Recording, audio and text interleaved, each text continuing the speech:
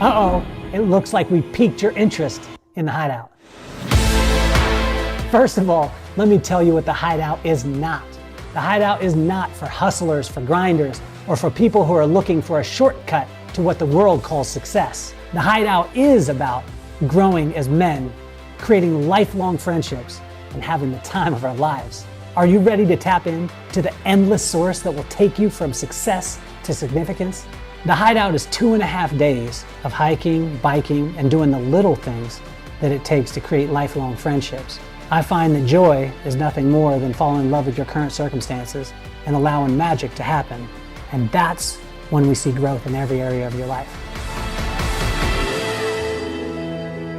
Have you accomplished your goals professionally and financially, and you still thirst for something more? Has success in these areas come at the expense of far more valuable things, like your family, your children, and your relationships?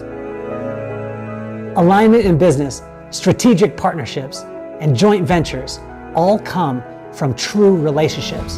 The Hideout is designed to get to know people before you'll ever meet them. This is not your typical mastermind. The Hideout is focused on the one thing that will fuel everything: joy. And when joy is overflowing in your life, you'll find growth in your marriage, your relationships, and oh yeah, your business.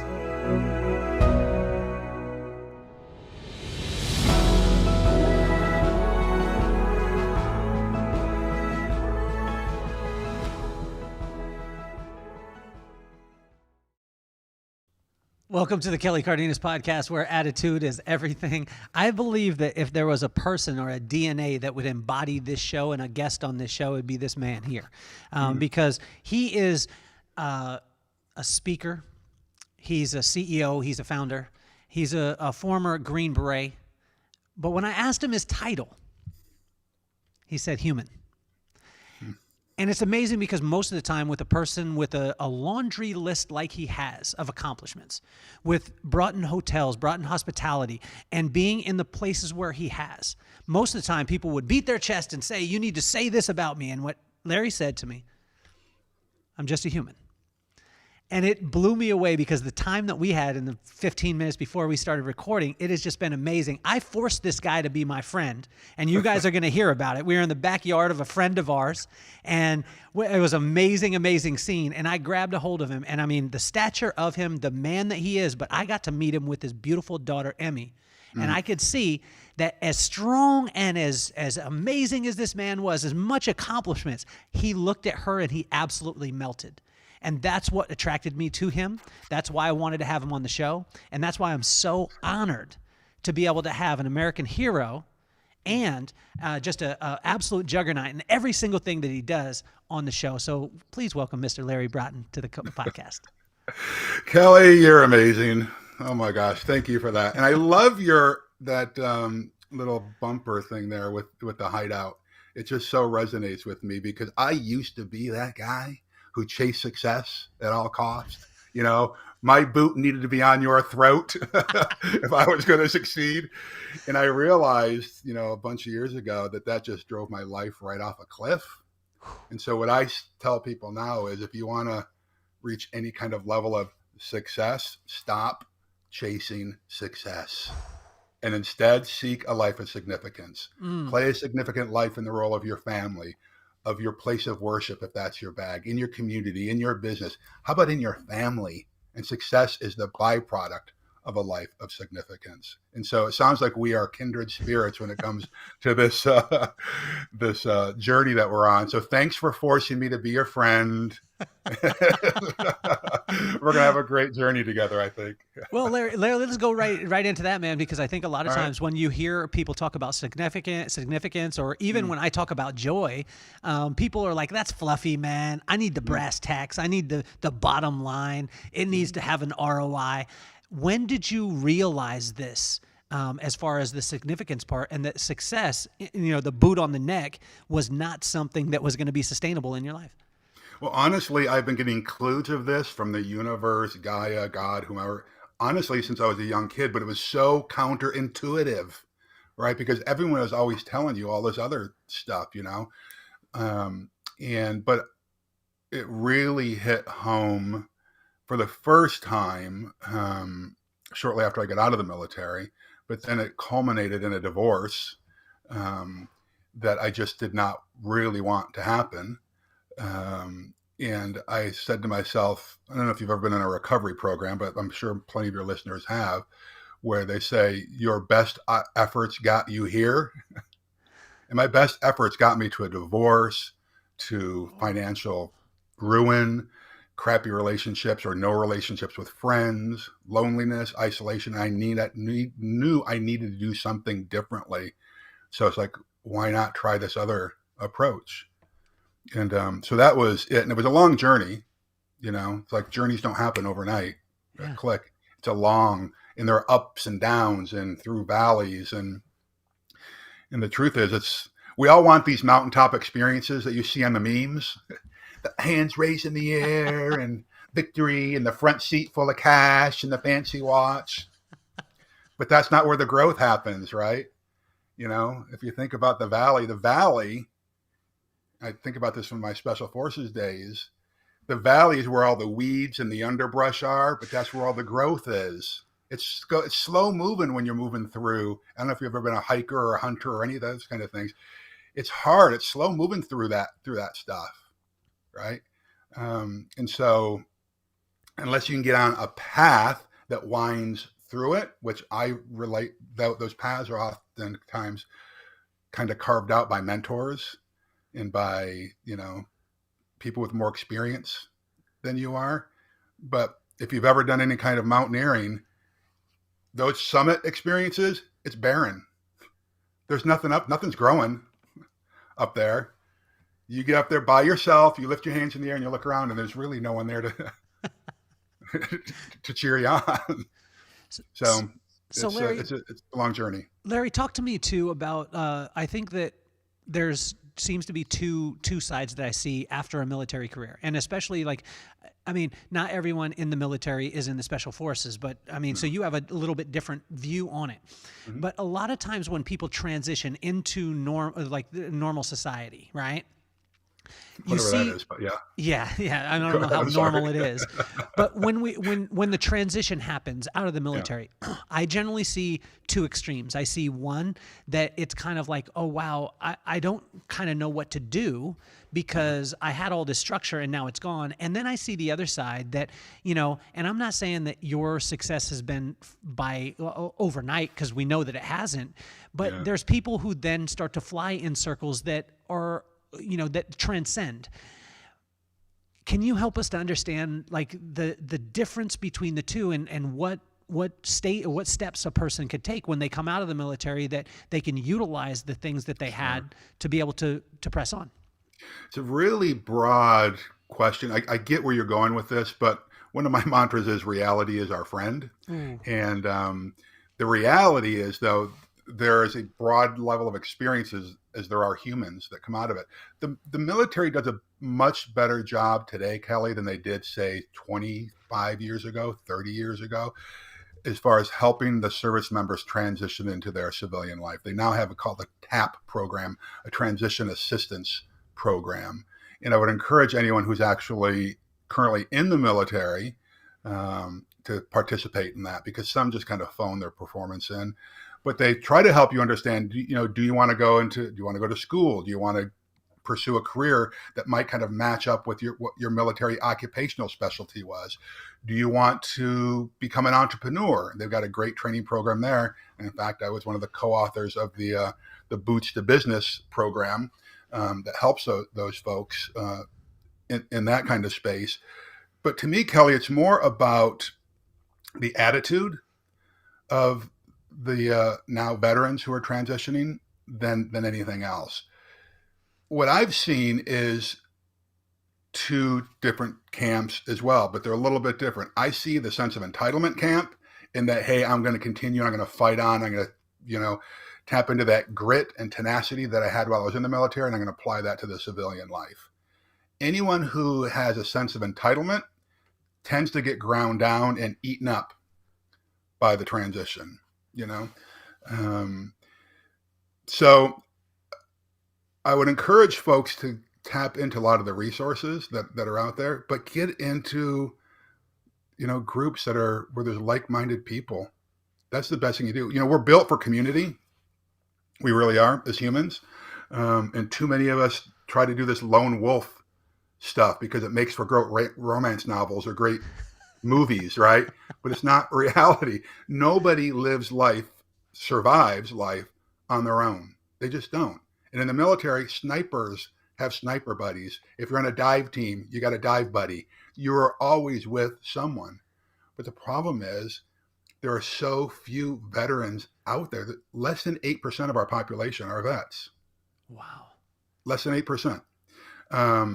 And this is one of the reasons why I think that most civilians, and I'm using civilians, people who've not served, cannot relate to veterans and the veteran mindset. Because when we had a draft, not that I'm advocating for a draft, but there are good sides to the draft as well. When you have a draft and most people are serving, then every family has a direct contact with someone who has served. A father, a brother, a sister, or a neighbor at the worst, right? But usually it's a family member. But nowadays, when you survey the population, most people do not have a direct relationship with a veteran. So what does that do? We are much more likely to deploy troops when it's not going to directly impact my family. Oh. Right? Yeah. We are much more likely to serve and support those folks who are having trouble after getting out if we know that that's going to impact my family. But if I don't have a relationship with you, that's somebody off in the distance. They don't really need it. You don't care about them as much. So I think that there's an obligation on both sides. There's the obligation as a veteran not to have a sense of entitlement. There's the obligation to reach out and actually get into a community that serves and supports you. And I think we have an obligation as a society to serve those folks who are willing to step into the leadership gap, to pick up the sword in our defense. I think we owe them something. I don't think we owe them everything, but we do owe them something, and I'll just round it out with this, Kelly, is that because most folks don't know a veteran, they have this sense, many, not all, many have this sense that these veterans, these military folks, are just a bunch of killers, and they're mean-spirited, and they hate people. And, they've got inferiority complexes, and they're taking it out on these poor foreigners. I can tell you this. I have been blessed, since I was in the special operations community, to serve with and know and become friends with some of the biggest, baddest, biggest swinging things out there who are walking the planet, and they are not haters. They're also the most caring and loving people that you'll ever meet. You've met some of these folks, and you don't volunteer to lay down your life for your country and to do some of the stuff that we've had to do. I'm getting emotional. To do the stuff that we do when you hate people. You do it because you love people. You love our country. You love our way of life. You love your brother and sister to your right and your left. You love your family so much. You're willing to lay down your life. Right? Haters don't do that. Haters retract. Haters go in the closet. Right? They hide. So please, if you're watching this and you're one of these people, go introduce yourself to a veteran and have a real conversation with them. Scratch the surface a little bit. And I think that you'll see that these are very loving, caring people. Larry, how do you shift into different mode? Like when I said that, when I was given your introduction, I saw you shift. I saw it happen the first time that we met. I mean, we were talking, and you were Larry, and Larry's a big guy. For those of you watching, like, we're about the same size on the video, but that ain't in person. I'm sitting on the floor right now. Yeah, exactly. He's Indian style. I'm sitting all tie. And so but I watched it, and I watched the countenance of you change, and it was a 90-degree shift in your vision. And I remember talking to Emmy. I shifted, and I talked to Emmy, and I said, I want you to realize and tell him every day how much you love him. And she looked at me. She's like, I just met you. Why are you trying to do this? And I was like, because for me, it's coming up on a year when that figure, that monster of a figure, that mountain of a man that's standing next to you, that used to stand next to me, went away. Yeah. And when you turned 90 degrees and you looked at Emmy, you changed. Like it was like a shift. How did you train yourself from being in special forces and being in places where you had to act and stuff like that to be able to go into that mode? Because a lot of times people shut it off. Yeah. Yeah. And I used to be that person. And I was an automaton for much of my life. I was basically a robot. And I used to have this false belief, Kelly, that if I was vulnerable, then I was weak. And that is not something I wanted to show to anyone.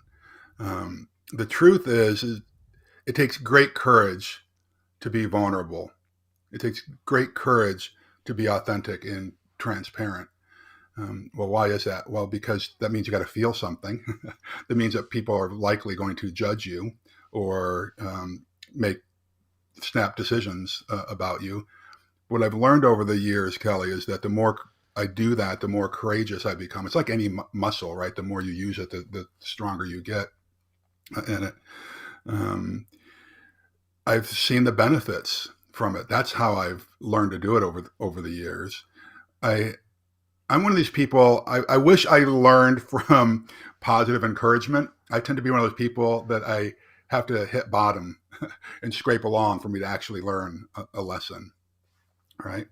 And so I learned it through therapy. I learned it through having mentors. I learned it through having a spiritual mentor. I learned it through doing seminars and events or going to them with people who were further down the path than I was or am. But truly, it just took courage. Courage is one of those things that is oftentimes misunderstood. It takes courage to have difficult conversations. How many times in our lives have we cowered and not had a difficult conversation with our loved ones or our significant other or a team member or an employee because it was going to be a hard conversation? But then when we look back and reflect on it, oh man, if I would have had that difficult conversation then, I wouldn't have the big problems that I'm having right now. So as I had said earlier, I'd realized my best efforts got me to where I was and that wasn't working. Well, darn it, I need to try something else. And so I had a therapist who said, why don't you have these difficult conversations with your spouse? Why don't you share this with your whatever person in your life? So I allow myself to feel. And so I've already said on here once, I'm going to get emotional on this. There was a time in my life where I never would have said that. I never would have even let that come out. But you wouldn't see the ups and downs of my personality either. It would have been Mr. Monotone, probably. Nobody wants to be around that type of person, right?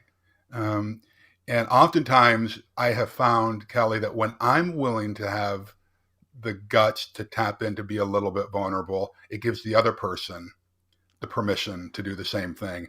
And then all of a sudden we're humans. I'm not the CEO communicating with the podcast host. We're like, yeah, let's do it, man. Let's go on this journey together. Right.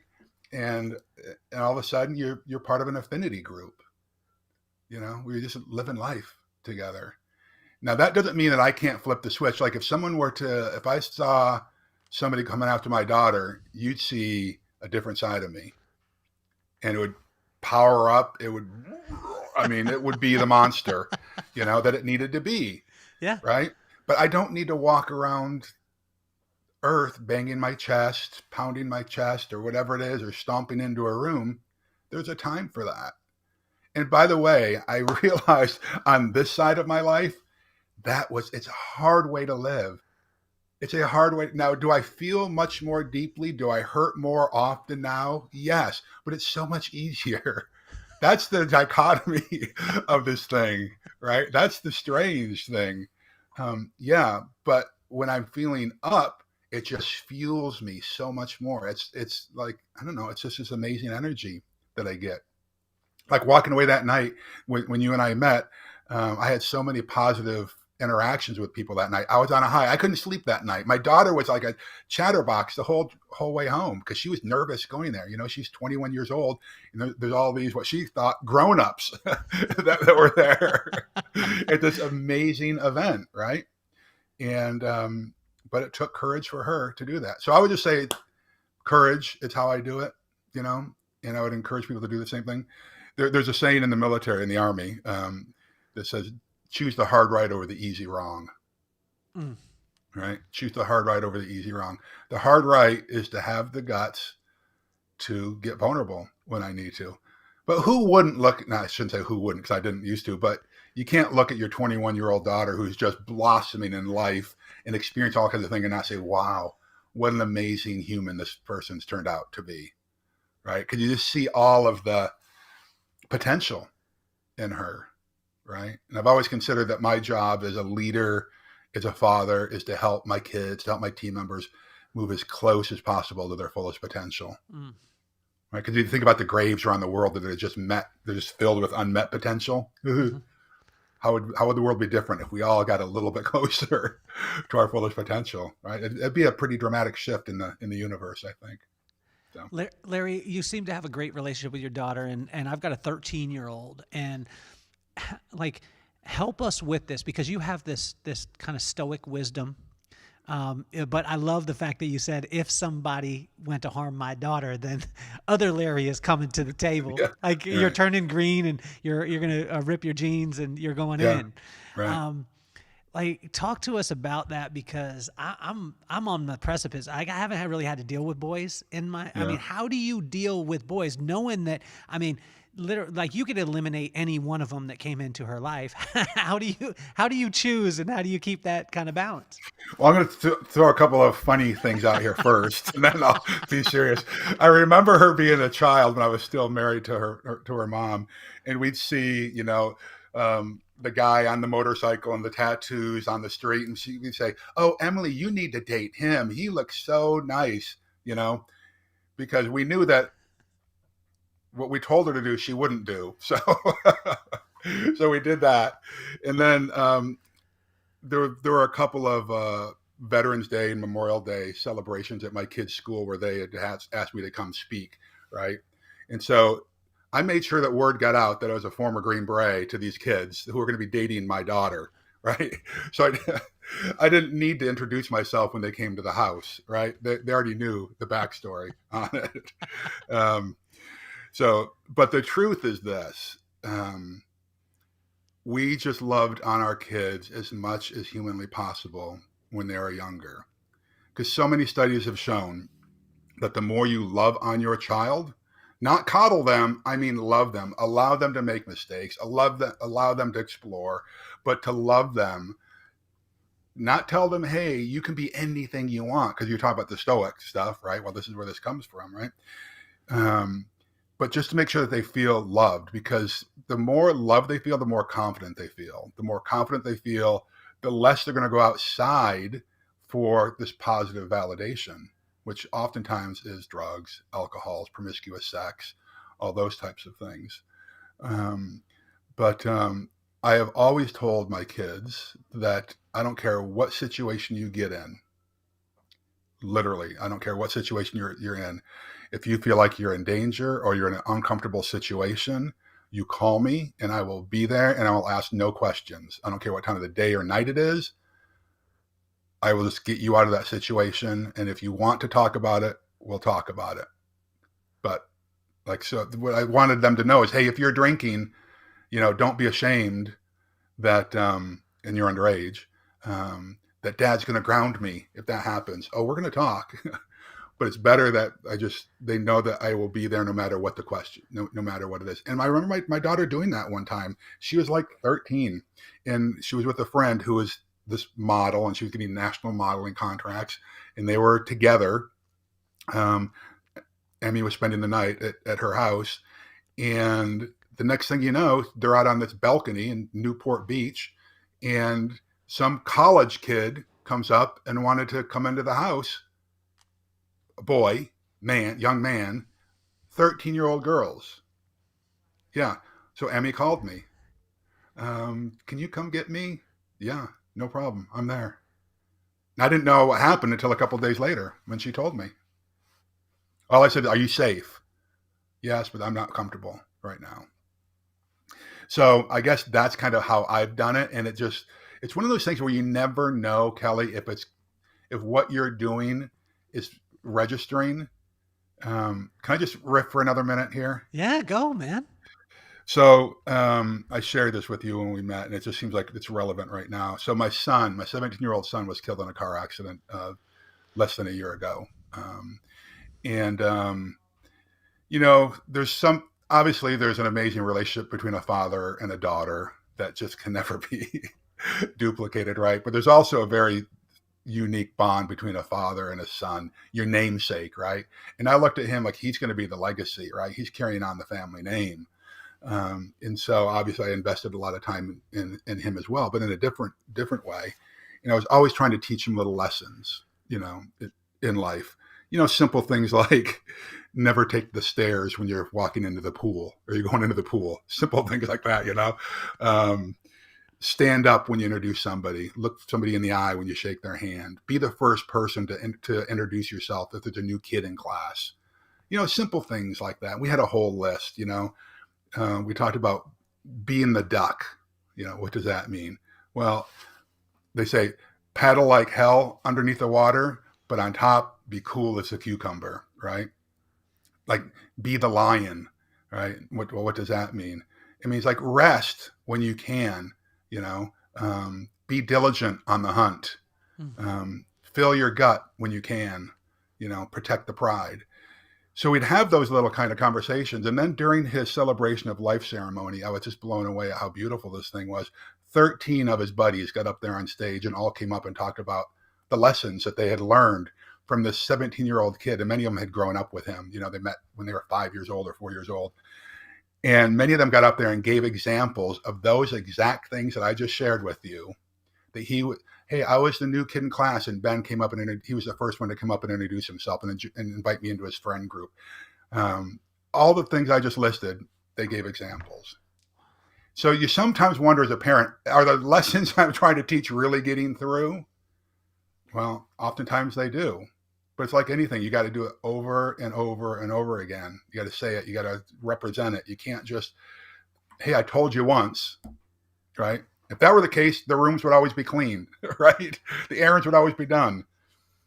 But it's like ourselves. We have to remind ourselves every day of the important things in life. So thanks for letting me share that. Well, Larry, I mean, this is you, man. This is about you. And I'd like to stay there for a second because Okay. there's so many people out there that it's not natural to bury a son or daughter. And I have a couple of friends very dear to That's right. me that did about a year and a half ago also. Mm. And you going through it, like a lot of people will say things to you. And I remember hearing my friend, and it's like, there's nothing really that you can say to me at this time. Speak to those parents out there. Yeah. That maybe it's just happened. You're almost a year in. Yeah. Speak to them. Well, the first thing I have to say is I'm sorry. I'm just sorry. There's really nothing I can say except that the truth is that since reality is our friend, your life will never be the same. It just won't. So don't try to get it back. That doesn't mean that there's not going to be moments of joy and laughter and, victories and those types of things, but it's not going to be the same. It just won't. I miss him every day. But don't isolate. Whatever you do, do not isolate. Lick your wounds for a little bit, but try to just get out there and live. I have realized now, and this is the airy-fairy stuff that we're kind of talking, the crunchy granola stuff. I've realized now that as I go through the day, there are plenty of things that remind me of him, and I tend to think that that's him kind of giving me a little wink and a nod and a nudge. Hey, I'm here. I got you. And there's times I feel his presence, right? There are support groups that are out there. There is therapy. I would really encourage folks to get into whether it's talk therapy or EMDR, whatever the circumstance that could help you, do it. and depending on what the circumstance is, there may be post-traumatic stress that's wrapped up in the child's passing. But I agree with you that that's not the way the earth is designed for a parent today's in the 20 whatever century we're in, 21st century, to be burying our children. I remember, so I have, my parents lost two children early. They were twins, as it turns out. I have two sets of twins in my family. I'm a twin, but I also had an older set of twins, my older brothers. One died at 2. And that's crushing, right? And then one died when he was 34. And I remember my parents just like, when Brian died at 34, they were crushed.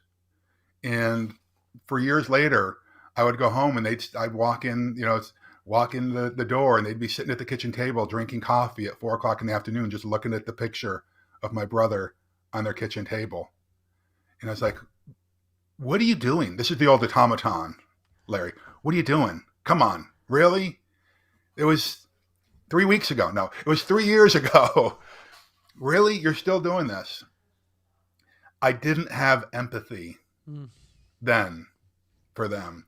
I was the automaton. I knew that they were hurting, and I didn't have it in me, Kelly, to just console them because it made me uncomfortable. I didn't have the courage to sit down and console them because that meant I was going to have to soften up a little bit. Now, believe me, I have prayed about this. I've asked my parents for forgiveness. I've asked God for forgiveness because now, I see it. I see how dark it gets because for those parents who are going through this right now, yeah, listen, I was the guy who first came upon the accident. I was there before the first responders were there. I was there before the police were there. I was there. It was nightfall and cars were just driving by. But I was the first one to see him, to touch him. That is a kick in the groin. I've seen some pretty nasty stuff in my life, but to come upon your son in this condition and no one else is there to buffer it, that was pretty rough. But I was the one who had to call the police, call his mom, call, uncles and friends and that kind of thing. No, they were doing it as well. But so I had to keep my shit together. Sorry for that. Had to keep my stuff together, during this. And then I had to go over to the moms. I had to be with my daughter or her moms. And that was a heartbreak. But I would come home and I would break down and I would swear at God and I would yell at God, what the stuff that I can't say here. I was pissed. And I let him know it. But you know what? The way I look at God, he's got big enough shoulders to handle it. There are plenty of characters in the Bible who would get pretty pissed off at God as well. And he didn't smite them dead, And so that's what I kept reminding myself. God, I love you, but what the hell are you doing? And I said that like it should have been me. This kid I've done some pretty stupid, I should be dead or in jail. This kid still had his entire life in front of him. So all of this is normal, I guess is what I'm telling parents. The stuff that you're feeling is normal and no one can tell you otherwise. And I'll wrap up with this. These 5 stages of grief that you think you're supposed to be going through, it's a crock of crap. It just is. Grief is more like an ambush than some 5 clean steps.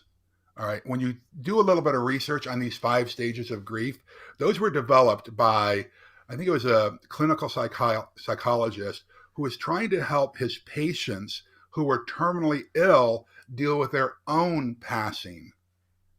It had nothing to do with family members or anything else. It was helping people who knew they were going to die deal with it on their own, right?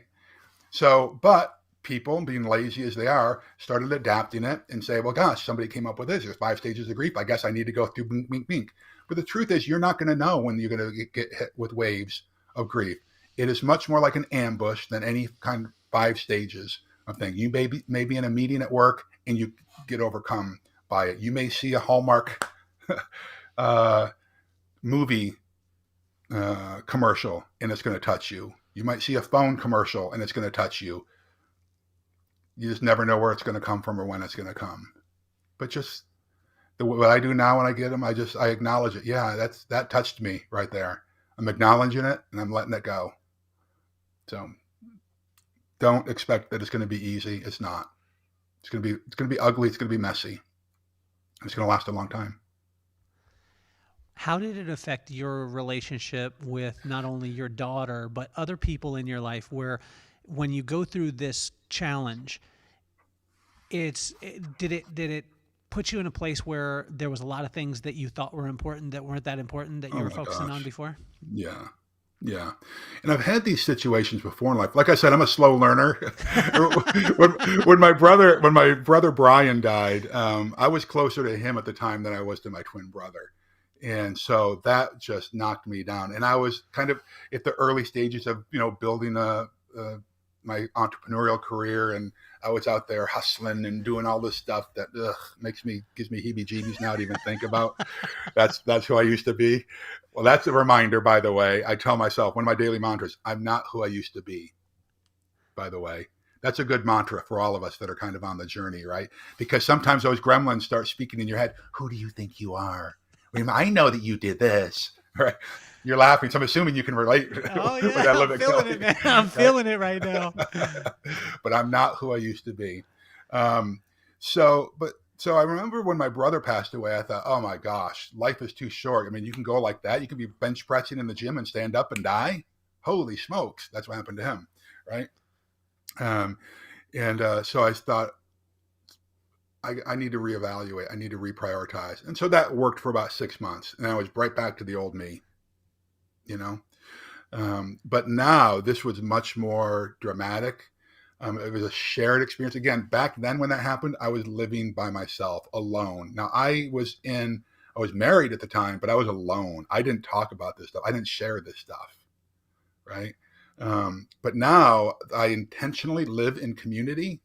Like, for instance, every Wednesday night I get together with 3 other guys. There's 4 of us, and we do it week in and week out, no matter what's going on. If somebody's on the road, they Zoom in. Wow. Without fail, every Wednesday night. Now we may move it to a Thursday, from time to time, but we do not miss a week. That's part of my community. Emmy, she goes by Emmy, my daughter, part of my community, right? I have team members now that are not just employees. They check up on me, part of my community. People like you check up on me. That's the way we should be living now. So because of that, there's people who bat me on the head. Hey, 6 months ago, you said that you aren't going to do this anymore, dummy. And I give them permission to be that direct with me. You're chasing success.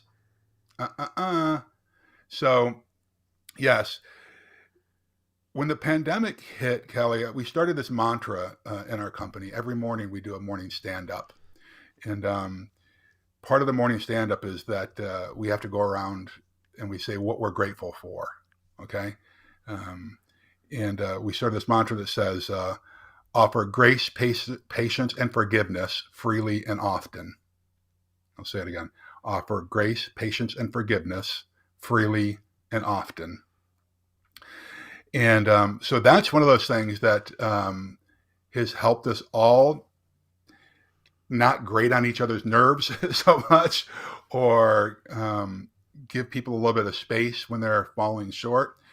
And what I've learned since my son Ben, his transition, I call him Bullet.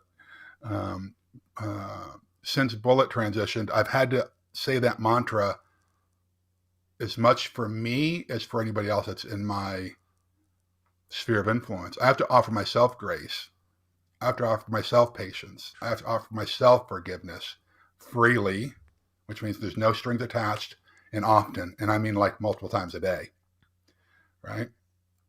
So, yeah, I'm not chasing the dollar as much. I'm really trying to chase relationships much more. And I'm trying to truly lead a life of significance. The universe will reward that. I don't know when, I don't know how, but I don't care anymore. Wow. I just don't care. Larry, I want to talk to you about this. I want to go a little bit further in on this because Yeah. as a kid growing up in Lompoc, California, if you're Mm-hmm. from Lompoc, you know, and you're representing the 805. And I just want to shout out to everybody in Lompoc, all 35,000 of you. Uh-huh. And but when I grew up, my dad listened to a lot of Zig Ziglar, Norman Yeah. Vincent Peale, Sure. Ken Blanchard, and Stephen Covey. It's crazy because now, like a lot of those guys have been on the podcast. And I used to get mad at what you just said. The reason why is because from where I was seeing in Lompoc in a 1-bedroom apartment with 5 people, when a person would be like, I'm not chasing the almighty dollar. And what I would say in my heart, and I want to be honest with you here, and I haven't really said this to anybody, but what I would say in my heart is that's easy for you to say because you got a lot of money. That's easy for you to say because you've already hit that mountaintop. And for you to look down and be like, well, it ain't about money. In my head, in a 1-bedroom apartment with 5 people, I was like, but it's about money for me right now. That's right. I now understand a different perspective. Can you help that person to maybe understand that? Yeah. Yeah. So 2 things in there. In transparency, I have lost everything in the last 3 years. Now, when I say everything, I mean everything. I'm living in a rented house right now. I cashed out my all of my retirement to keep my company going. I haven't collected a payroll since February of 2020. All right. So, all right. So I get what it's like to want and need, right? And to wonder, in spite of all of my accomplishments, all right, I count the pennies right now in my life, but I don't have the fear that I used to have either, right? I know the world is going to take care of me, the universe, and that's the hardest thing to do. Believe me, I have the calm I'm talking right now is not the calm I may have had 6 months ago. I still have moments of like desperation. God, what are you doing to me? You know? I can say this though, just because I'm saying don't chase the almighty dollar doesn't mean you should not be busting your rear, putting in the effort, putting in the work, doing the grind, becoming a better version of yourself. These are not mutually exclusive concepts. They are complementary concepts. You must be dedicated to lifelong learning if you're going to have any kind of modicum of success or significance. Right? If you're just a drain on society, what kind of significant role are you going to play in anyone's life? You're just not. You have to be a better version of yourself. The Greeks, you mentioned Stoics earlier, the Greeks called this concept arete, the pursuit of excellence in everything that we do. How would life be different if we pursued excellence, not perfection, excellence in everything that we do? Life would be a whole lot different for us. All right. So if you know that I'm just doing an excellent job today, I'm going to go to the gym. I'm going to perform in an excellent fashion. This conversation I'm going to have, I go on this podcast, I'm going to do the best that I can. I'm going to be as excellent as I can. I know I'm going to make foibles and errors, but I bet it'll be an excellent podcast at the end of it because you and I are both showing up and putting our effort in, right? You still have to have effort. This is where the concept, this whole secret concept that people are now finally starting to understand. You can't just manifest things and then sit back and open the windows and expect the money's going to come in. You still have to grind. You still have to be tenacious. You still have to learn. You still have to serve. One of the mantras that my former team daddy in Special Forces said is this: serve first, lead second, stay humble. This is from a Green Beret guy who'd been in for a bunch of years, right? Who was one of the big swinging blanks on the planet. And he said, serve first, stay humble. How about that? So I think it's a pretty good mantra for life. So I think that I don't think that you have to just be thinking about money all the time. Serve, grind, become a better version of yourself. And I think that, the money thing will take care of itself. It will. Wow. But you got to be excellent. You can't be mediocre. Mediocrity equals death.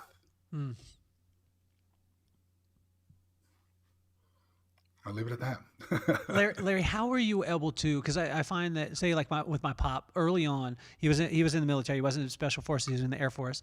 And when my pop grew up in a. I mean, I don't even know how many people were in his town. It was like a mining town. He was a young guy. He was only 68 years old, and he passed. So this year he'll be 69. But he's a young guy, and up until he was 13 years old, he didn't have hot running water.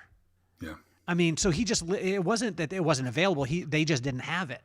And so all these things that he went through with us as kids growing up, a lot of times he couldn't understand why we were moaning and complaining that we had to mow the lawn, because he had to chop the wood and, do a wood burning stove and bathe in a galvanized steel bucket with 6 other siblings. And he was the youngest. So, he had to bathe the last, right? How are you able to, and how did you develop that empathy? Because say Emmy, when she comes to you and says, Daddy, I'm having this huge problem. And you're like, what's the problem? And she's like, you know what? My Wi-Fi is not working right now. And you're like, I have been in war. You know what I mean? Like, how do you transition and have that empathy, and how do you work that empathy as you go? Well, I keep saying, I'm not who I used to be, but the old me would have been, oh, come on. And I would like rub their nose in it. But the truth is, I'm the one who chose to help her, have her grow up in Orange County, California. All right. So much of that is by my own doing. Okay. So, but what I learned to do early on with both of my kids, knowing that they were, with parents who made a good amount of money, they had a nice home to live in, they were never going to go hungry. They are raised in a county where the sun always shines. If it gets above 80 or below 60, people complain. They're living a pretty good life. Is that I was going to expose them to other ways of life. And so I started taking them to Mexico at a young age. We talk about the challenges that a lot of people are having in life. They knew that on an annual basis, I was going to Zimbabwe at least once a year, doing mission trips, and they would see the pictures. And when I got back from how that went, I did not shade them from the dark side of the world. I would communicate it to them in love. I didn't do it just for shock value, but to say, boy, what a blessed life we live. I want you to just recognize that, But Kelly, what we're talking about here takes work. It takes effort. And so many of us just want to, we might be breeders. We might have pumped out a few kids, and we just expect that they're going to raise themselves because we put them on Wi-Fi, but then we don't, buy into the responsibility that it's our job to make them be great humans afterwards. It's our job. Our job is to make them not to be their friends. By the way, everything I'm saying today may be wrong. Okay. That's the disclaimer we're going to put on the podcast. Okay. But I think my job right now, or then raising them, was not to be my children's friend. My job was to be their parent, to be their father. Their mother was going to help protect them if they fell down. I was going to prepare them. I was going to take them out to do the risky things. I was going to have them climb the rope without a net, to climb on the tree branches, those types of things, but to also expose them to some ugly things so that they knew that they could fall and get hurt. Right. So I don't know. There are a lot of people that parent the way I wouldn't parent. They sit their kids down and they don't invest in them. But I saw my kids as like my biggest investment possible. And I'll tell you this, even after my divorce, my assistant will confirm this. My business partners will confirm this. On the days that I had my kid, we had 50-50 custody. I was invested in those darn kids. And even when I didn't have them, we were texting, we were calling, we were still involved. But it's not like I didn't date. They didn't meet people that I was with. When I had my kids, I was invested. We were doing stuff. Yeah. And I didn't do it perfectly. But you've met Emmy. She's a pretty amazing person that people pick up on right away. Right. So I would just say be involved, be engaged, be intentional. I don't know. Larry, I want to go to the marriage and to the divorce because Oh, again, I don't think that a lot of people, um, especially as men, mm, we kind of glaze over it, or we'll talk about it. We'll be like, I was married, I was divorced. Oh, it cost. I say this jokingly because I was married before, and I'm like, oh, it cost me a lot of money. yeah, me Um, too. yeah, I'm sure it did. And but a lot of times people don't sit back, and we don't get the wise advice of like the blind spots that the kids that are in the relationships right now, and they're in a marriage now. When I see it, like I'll see a friend like the other day, and I'll just give you a quick example. Yeah, One of my friends, both of them were working, and then they had a child, and she hadn't been working for a little bit. And I asked him, because he had just started his own company, and I said, do you have your wife on payroll? And he said, well, what do you mean? Well, she has money and we have an account and we both can draw from it. I said, no, does she get a paycheck? And this was a piece of advice that Kelly, who you are out there, a friend of mine, she pulled me aside when I first got married. She said, whatever you do, pay your wife a paycheck into her own account, no matter what, and it's her money, and allow her to do that, because when she has a child and she's not working, she's going to feel like she's not contributing. And I told him that, and he was like, well, what do you mean? I mean, it's all of our money anyway. And I said, but if she has to ask you so she can buy a pair of shoes, things are yeah, going to change in your relationship. And yeah, so and he was just like, he was kind of blind to it. We talked about it a little bit, and he was like, oh, wow, that makes a little bit of sense. I don't know if he did it, but I can see that blind spot right off the bat, because then we sure. walked into the house, Larry, and we started talking with his wife, and his wife was like, yeah, I wanted that pair of shoes, but I asked you if I could have them. And I Yeah, looked at him and I was like, do you see it? You could see things so much clearer once you've been through it.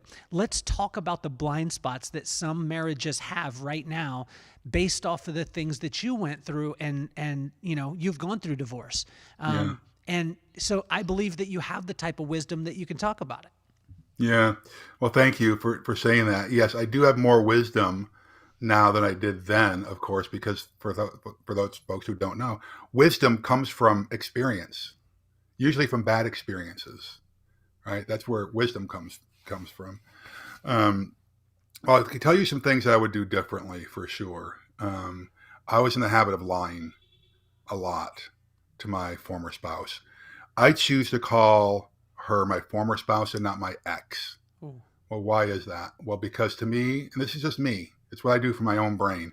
X has a negative connotation, and I try to get as much negativity out of my head as possible. The truth is, we both committed to each other to be a spouse of each other, and so she's my former spouse, right? Um, but I would lie about finances. I would lie about meetings. I would lie about things I thought to protect her. That's what I thought I was doing. Like if we had a difficult financial time, or if a contract didn't come through, I would either shade the truth or just lie about it. And so I didn't give her the opportunity to support me the way she probably would have wanted to. And additionally, we talked about it earlier a little bit. I lacked the courage to have difficult conversations with her about a lot of things. And like if there were, you know, there were times when shame, guilt, insults were kind of, I feel like, intentionally thrown my way. But, knowing her like I know her now, just like I was not a good communicator back then, she probably didn't even know that this is how I was receiving this stuff. So I would encourage you, if you are considering a divorce or you're having a tough time in your marriage, have the difficult conversation. Do it out of love. Remember why you fell in love with this person. And I had a therapist tell me one time, when you sit down with her, imagine that you're talking to the 4-year-old version of her. Use Mm. that kind of tone. Look at her through those eyes, right? And give her an opportunity to respond and to learn and to grow with you. But I didn't have the guts to do it back then. Now, I don't know if you know this, but 75% of all divorces are instigated by women, not by men. Um, Now, in our situation, I was the first one to bring it up, though. And I'm embarrassed to admit this, but I've got to admit this. Um, I'm the first one who brought it up to shut her up. How bad of a person do you have to be to do that? So I threatened divorce to keep her quiet. But you know what it really did? I used it as a weapon, right? It planted a seed in her. I can't trust this guy. What, is he going to run out on me? And so now I can see that she started the wheels turning behind the scenes because she had to protect herself, for crying out loud. I wasn't being honest with her. I wasn't communicating with her. I'm sure she could see the financial challenges that we were having, because this was around the 2008 recession, Yeah. right? I'm sure she felt like, what's this guy going to do? And all that pressure was on me, and I was losing my temper while I was at home. Because what I would do back then, Kelly, is I would work, if I left the office, hey, what time are you going to be home? I'll be home at 6. I look at the clock at 6:15. Oh, I better get home. So I'm on phone calls until I pull into the driveway, and I'm on the phone call until I put my hand on the doorknob. Well, guess what version of Larry my family is getting, right? The wheeler, the dealer, the getting shit done kind of guy. And so I had a pastor tell me at the time when I was going through this with him, he said, dude, you have to you stop work the minute you touch the doorknob on the way out of your office.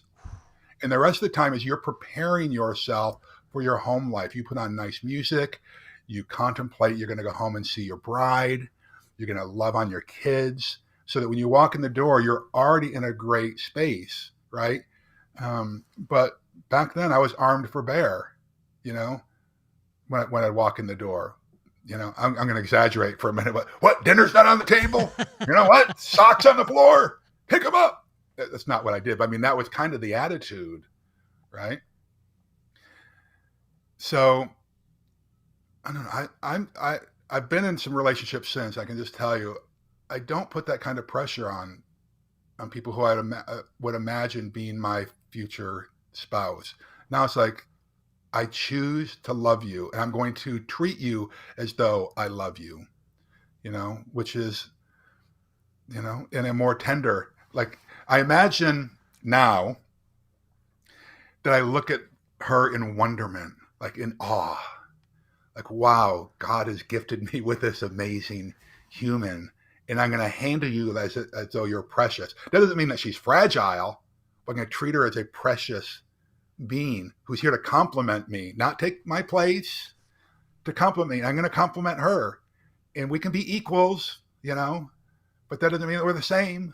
Sorry, people. It's going to offend somebody, I'm sure. Sorry, Kelly. Deplatformed. No, I love it. I love it. But I take a lot of responsibility for our divorce. I don't take 100% responsibility for our divorce, because we were both broken when we got in to the marriage, and we chose not to, partly because of me, because I wouldn't want to be married to the guy that I used to be.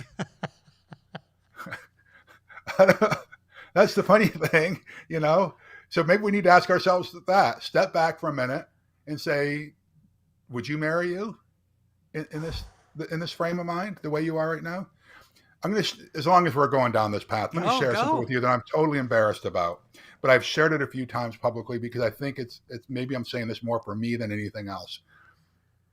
Shortly after that time that I told my former spouse that we needed to get divorced, my kids were young and Emmy was just a little tyke, and I remember, for some reason, after work one night, losing my cool, standing over her, yelling at her. Now, I'm 6'5", back then probably 240, and she's this tiny little girl, and I'm yelling at her, and she's looking up at me, crocodile tears coming down her face, and I had literally, not an exaggeration, literally had not a body experience. Another part of me was across the room, standing next to my then wife, looking back at this monster, yelling at this beautiful little blondie, looking up at me, and I was aghast. I was like, Who have you become? This must stop. I'm embarrassed to admit it. Now, thank God I've never hit my kids, you know, I've never put them in danger. But just knowing that I'd become this monster that I never wanted to be, at least not, listen, there's a time and place. I would love that if I'm deployed somewhere on the right bad guys. I will scare the shit out of you, you know? But to a small innocent, my daughter, for crying out loud, that was one of the beginnings. I was like, you have got to change. This is not who God meant you to be. This is not who you want to be. Do the hard work. You know, stop the talk and do the hard work. So I'll lay dollars to donuts that resonates with some of your viewers. Yes. You know? Yes. Larry, what is your former spouse never heard from you? Oh, wow. That is a great question. Probably I forgive you.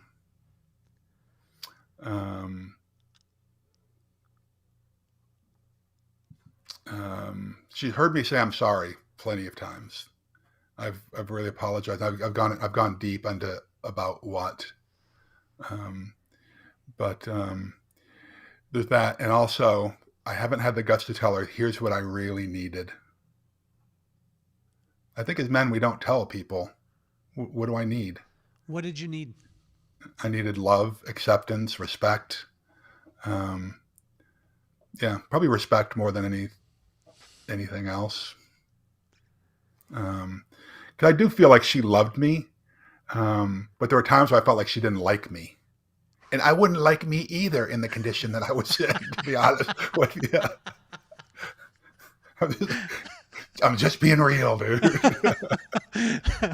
Larry, listen, you mentioned something just a second ago where you were like, if I was deployed and there was a bad guy, then I was going to show that part. Have you ever done clandestine stuff that you haven't told your family about? And when I say this about, now I'm not talking about war. I'm not talking about in your military side. I'm talking about like life. you hearing your daughter talk about a boy, and then you go and have a talk with him before she ever knows, and that she never knows. Yes. Because Yes. my dad, and I'll just give you an example. My pop, I didn't know this until probably 6 or 8 months ago, after he passed. One of my friends, who we call him Debo because he was like Debo from Friday. Mm-hmm. He was kind of the neighborhood bully. He was, not liking me at the time, and my dad was the football coach, and I never knew this until just 6 months ago, but my dad pulled him aside and had a talk with him. And he was a lot bigger than me, and he would have whooped me into next week. But he stopped messing with me. But my dad pulled him aside and let him know and had a conversation with him. And it was amazing to see my dad's strength in that, and the protection side. So Yes. has Larry had those secret conversations to let the person know that that challenge was solved, and then your kids still don't know it to this day? Yes. Yeah. I did it for my son once. And what I encouraged. Set the stage. Set the stage Well, for us. I don't want to go into detail because I know that the kid that I talked to has now turned into a big fan Okay. All right. of mine. And so I don't want to give away too much, but I will say this, that he was bullied, and I wouldn't call it bullying, because bullying, I think, is an overused word at this point. Yes. But he was pushed around a little bit, and my son was a little bit smaller at the time. And so I encouraged, I know this is going to make a lot of people mad, but I said, talk to him first, be firm, let me tell you how to do it. But if he takes a step towards you, or it's going to get physical, you got my permission to go all out. I know that's going to piss a lot of people off. Now that should not. And if it pisses you off, then you need to work on it. Like, what I'm saying? That's your thing. It's not my thing, right? Because I believe that I would say every child, but definitely every boy needs to be in at least two fights. One that he wins, and one that he loses and loses badly. One will teach you the feeling of victory and knowing that you can do it, and the other one will humble you, and that you know that you're not going to win every fight, right? So if you win every fight you're in, you're picking on the wrong people. You need to be fighting up constantly. That's what I did in martial arts. It's what I did throughout most of my life. When I was going through martial arts, when I was a white belt, I didn't want to work out with the white belts. I wanted to work out with the green belts. When I was a green belt, I didn't want to work out with the green belts. I wanted to work out with the black belts, right? That's how you get better in life, right? So anyway, I did have a conversation with this kid, and it was more just like, the what I did with my daughter. It was kind of one of those things. I just kind of like stood over him, looked down at him, and said, just basically shook my head. You know my son. Yes, Mr. Broughton. That's all I did, and I walked away. Was this at school? Was this at school? Was it at the ice cream parlor? Had he just walked out and got some frozen yogurt in Orange County and he saw the Hulk coming at him? Where was this at? Yeah, this was at the school. This was at the school. This was at the school out on the field. What tone of voice did you do? Did you whisper? Because if a man like you whispers, I'm scared.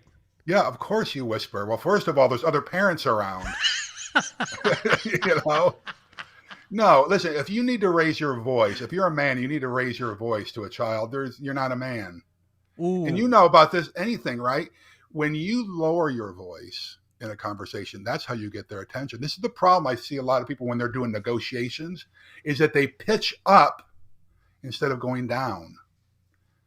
It just turns into, it gets all crazy when people start fighting. But if you're the person in the room when you go down in tonality, that you start getting people attention.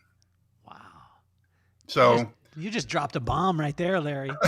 You just dropped a bomb right there, man. So do me a favor. Act like I'm the kid. Just whisper and say it, because I want people to understand the gravity of this situation. Because if you haven't met Larry, hopefully all of you get to meet Larry because it'll change your life. But Larry, honest to God, you blocked out the sun when I met you. I thought it was nighttime, and I was like, no, that's just aura. That's that just wasn't my physical stature. That was my aura. That's just the aura was shining bright, but I was like, damn, it just turned night. No, that's Larry right there. Yeah. Take us through it. Look at me and tell so in the same voice.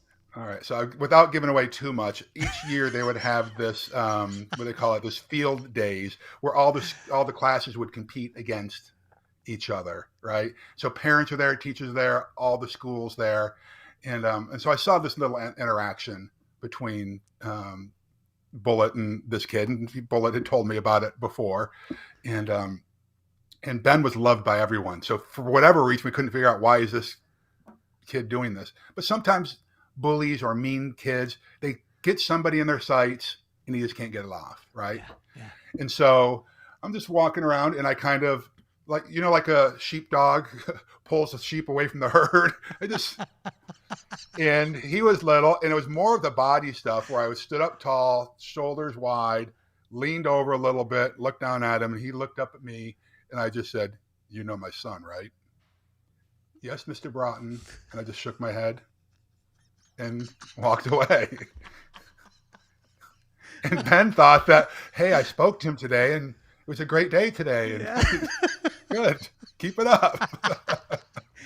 Have you ever had to have that conversation with a boy that was trying to holler at your daughter?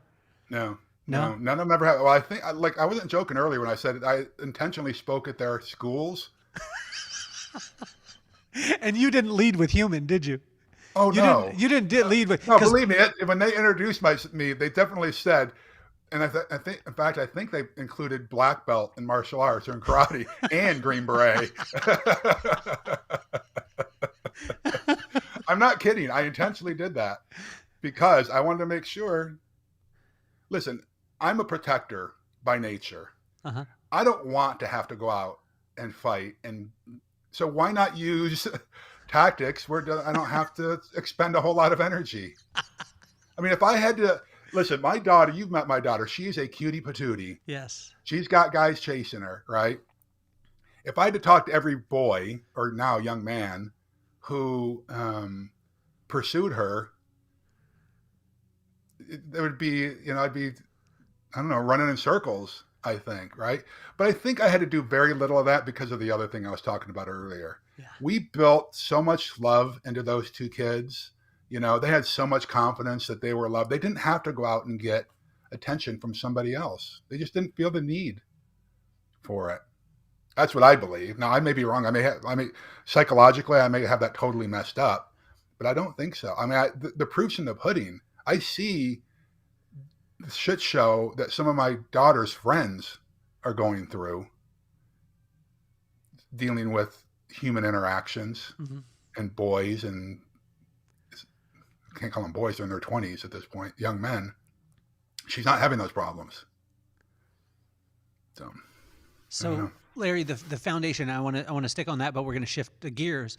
The foundation, right? So once you have that foundation, then it's like you can build on those things. And let's go in the business side of it. Okay. I think you're the first person on the podcast ever to be as vulnerable as you were as far as talking about your business. Mm-hmm. And I want to compliment you on this. But what I find is a person who, and just help me to understand if you agree with this or you don't, or you can help me with it. Okay. Most of the time, a person who's got to the mountaintop and maybe fell into the valley, they have I see that their chances of getting to the mountaintop again, I mean, it's like, oh, well, I fell off, I'm going to go and do it again. Before the podcast we started to record, you talked about some figures that to a lot of people would intimidate the bejeebs out of somebody, but you talked about them just like it was just natural and normal. Do you find that it's easier to get back to, or simpler to get back to that place once you got there? Sure. Or is it harder to be able to get there in the first place? No, you've proven that you can do it. You've proven it to yourself. You've proved it to other people. Mm-hmm. And particularly the way that we took this beating during the pandemic. It's not a secret. Everyone knows that the economy was shut the F down, you know? And it's not any fault it's not my fault, crying out loud. Listen, we're talking about business. So let me give you a couple of statistics. The average business in the U.S. has, I think, 23 days of free cash flow on hand at any one time. That's it. 23 days, okay?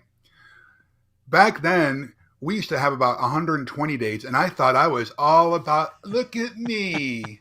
I'm so much better. But when you go, and so when you think of a downturn, let's say, okay, all right, so they're predicting a recession next year. All right, our business is going to drop by 6% next year, 10%, maybe 15%.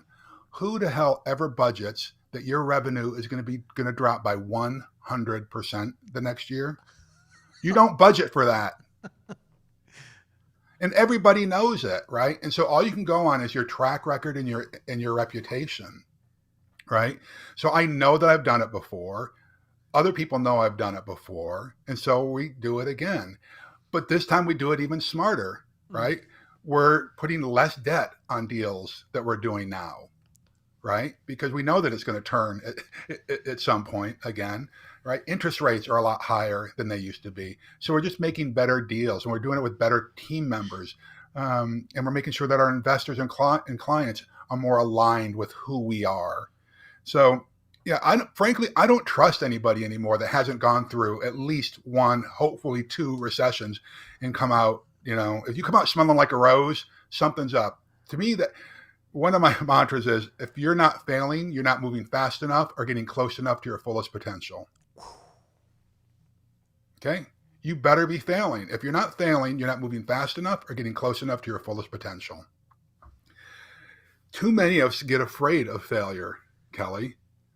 I remember giving a keynote speech at a big conference a few years ago, and I was talking about failure. And there was this woman sitting in the front row, not front row, but she was the front row of tables.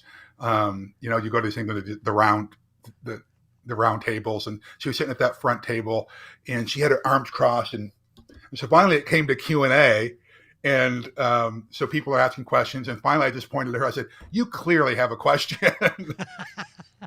What's up? And she took the microphone. Failure is not an option. And I said, failure is the only option. And she just got fired up. And so I had to explain to her, Change doesn't happen without failure. Innovation does not happen without failure. Learning does not happen without failure. The first time you pick up a basketball, you don't make it to the NBA. The first time you run around the track, you do not make it to the Olympics.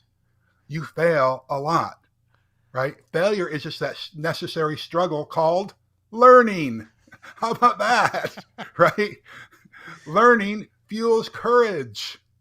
Wow. Courage changes everything, right? And so, yeah, so this, whatever we're calling, I don't know what we're going to end up calling this period that we're hopefully coming out of at some point in the future. But yeah, I think that we're going to come back bigger, stronger, definitely brighter than we were before. And now I'm doing it because, I hate to say this, but it's true. I'm motivated by, I'm going to show you. I am going to show you, you can't knock me down, government. This is not, here's the thing. It wasn't a competitor who came in and opened up a hotel across the street from us. It wasn't that our vice president of sales took the book of business. It was the federal and state government who did this, right? And so I commend a lot of some of these restaurateurs and businesses who stood strong during the pandemic and said, we have a greater cause. We have to serve our team members. We have to serve our clients during all of this. But I'll just say it again. I don't trust someone who's never had failure in their life. And so if you are, let's say that maybe you're not a business owner, but let's say that you are somebody who's trying to get a job someplace. I would encourage you to tell the interviewer that, yeah, I've had failures. In fact, I've had a lot of failures, and here's how I have overcome them, and talk about it confidently. Here's the lessons I've learned from it. And if you're a business owner and you're trying to get a new client, I think you should say, yeah, here's where we have failed with clients in the past, but here's what we've learned, and here's how we will never make that mistake again. I think we ought to do more of that than pretending that we're all perfect and that sunshine, lollipops, and rainbows every day. I listen, when you go through a storm or a hurricane or whatever, and you make it through the other side, there's this camaraderie that happens with the other people that have gone through it with you, right? And there's lessons that you learn. Live in that space. Don't shy from the opportunity to fail and make mistakes.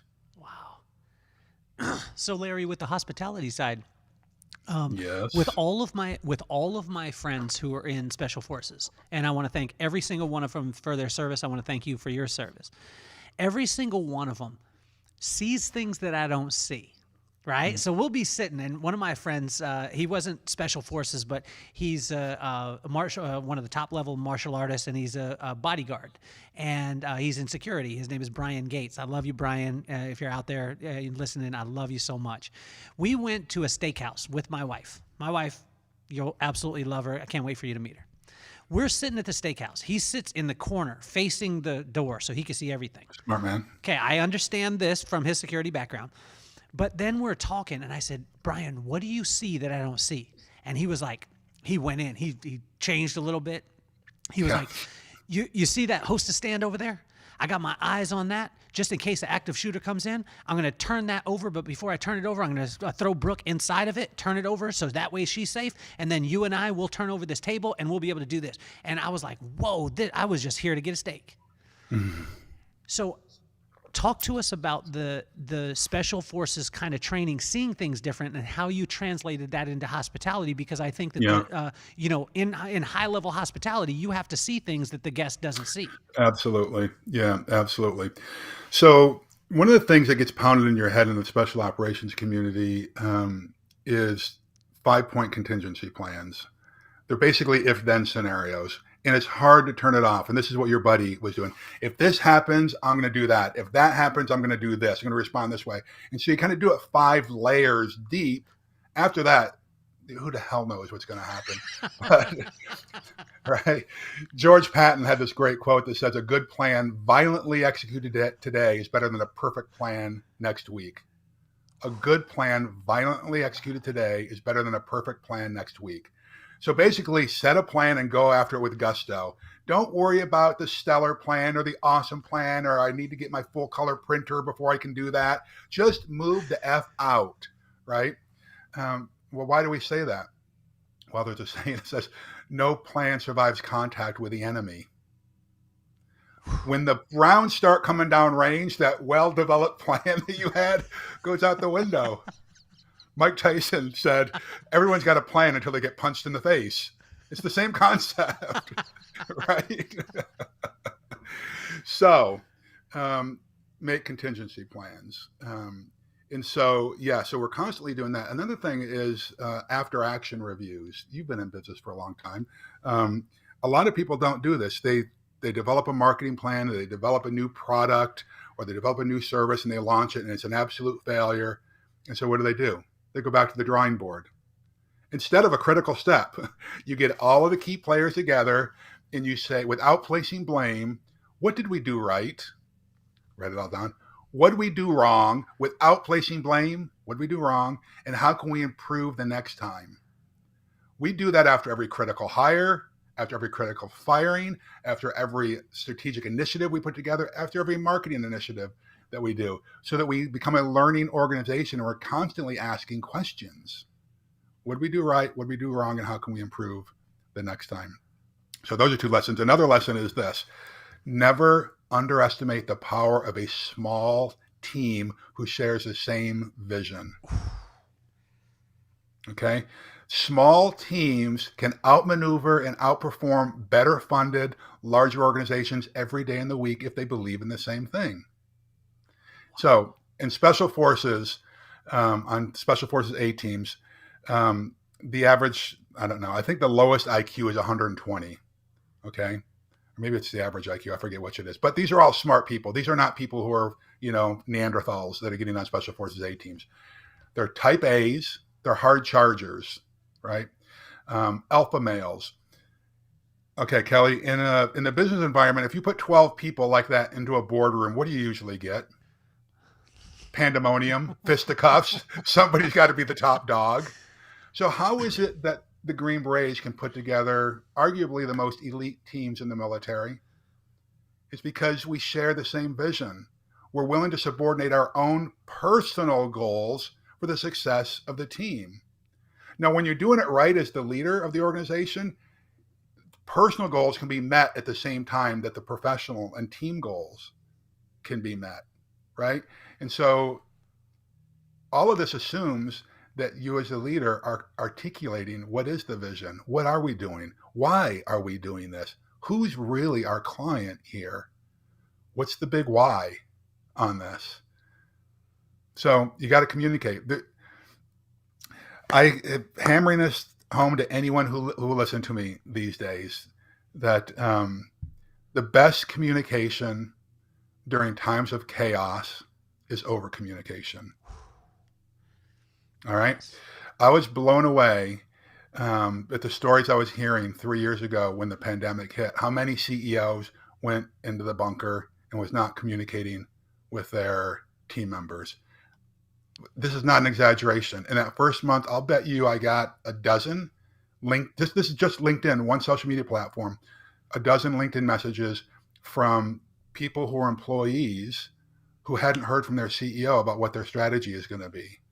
Even if the strategy was wrong, they weren't even hearing from their CEO. They were sending it to me because they had been following me on LinkedIn or wherever it was. And I was constantly like trying to be the cheerleader. Here's what we're doing, trying to get the word out. Like, this is not the end. I don't know when the end is coming, but this ain't it yet. We're still fighting. I did a public plea. I could not predict, but I could see that we were going to run out of cash. You want to know how humble I got? I did a public plea for people to ask for cash. We need this much money. I think we're going to run out of money at this point. And if you got it in your heart, and we've done anything good in your life, I'd appreciate it. I don't care if it's $5 or $500. How many CEOs have the balls to do that? But I knew we were going to need it, right? And I had so many people. Now, I had some people who say, "Oh, that's the stupidest thing I've ever heard," right? But it was pretty well thought out. I had a pretty good message, and I went from the heart. But I received thousands of messages from people saying, wow, that's the most courageous thing I've ever seen a CEO do. But you can't go dark. In times of chaos, you have to over communicate to your team. And I did learn that in the special ops community as well. You got to communicate to people. That's how you get buy-in, So those are some of the lessons I guess I learned. What are some of the things when a person goes into a Broughton hotel, that is going on that they don't realize is going on? And I'll just give you an example quickly. Yeah. Is when we had salons before we sold them, there was a woman came in and got her hair done, and our music had gone out, so I had used a internet radio. Yeah. Our playlist had gone out, so I used the internet radio, and I thought I'll just throw on some Christian stuff because that's not going to offend anybody, right? Because you could always offend somebody. But I thought this won't offend anybody at all. It's uplifting, whatever it was. Yeah. The lady in the chair is like, "Oh wow, this is mine and my son's song," and I was like, I just struck gold. Right? Mm-hmm. And she was like, blah, blah, blah. And then about 5 minutes later, she is just like almost doubled over crying. Oh. And I was like, what, and I went up to her, how are you doing, ma'am? Is everything okay? And she said, yeah, I told you that this was mine and my son's song, and he just passed away last week. And what I realized and what I created what we created in the salons and all over our place is we took every bit of recognizable music out of our place. And we only did foreign music, non-lyrical, or things that had not been popular, because we didn't want to evoke any emotion, whether it be positive or negative. We wanted them to be able to focus on the specific situation. Now, this wasn't something that I told every guest that walked through, but this was something that I was very conscious of that created an environment where a person was safe. Can you talk to us about some things that you do? Because this lights me up, that you do that people don't understand. Well, there's a couple of things. We try to get into all of our team members' heads is that when people travel, there's a sense of trepidation and fear that goes along with it. There's buyer's remorse. You could probably book a hotel online before, and then you wonder, okay, is it really going to be what, they say it is online? So we try to put people at ease as much as we can. And so I go through a whole story when we acquire a new hotel about there's no higher calling than serving other people, and that this is a service industry, right? That we make the food that fuels people's bodies. That's pretty intimate, right? Mm. We clean the rooms where people are naked. There are very few legal businesses besides the hospital or medical industry where people get naked in our business. That's pretty intimate, right? So we need to recognize that there is a level of vulnerability that our guests have that they don't have when they go to a restaurant or they walk into a retail store, where the typical client interaction might be a matter of minutes. When somebody comes to a hotel, it's generally more than 24 hours. It's 1.5 days on average. That's the length of the interaction that we're going to be having with somebody. So there's an opportunity to build a relationship there, right? But it all comes down to that we're in a people business. And so because of that, what we try to do is not just help our team members become better employees, and I don't like that word. You've heard me use the word team member a bunch of times. We could talk about that later if you want.